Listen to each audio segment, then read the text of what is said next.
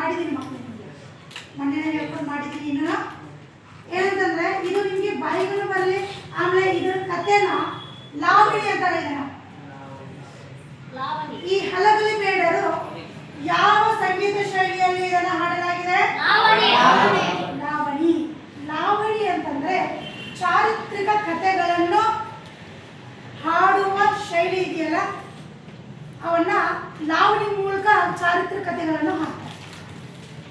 ಅದೇ ರೀತಿ ಏನಂತಂದ್ರೆ ಒಂದೇ ದಾಟಿಯಲ್ಲಿ ಬರುತ್ತೆ, ಒಂದೇ ದಾಟಿಯಲ್ಲಿ ಹಾಡ್ತಾ ಹೋಗ್ತಾರೆ.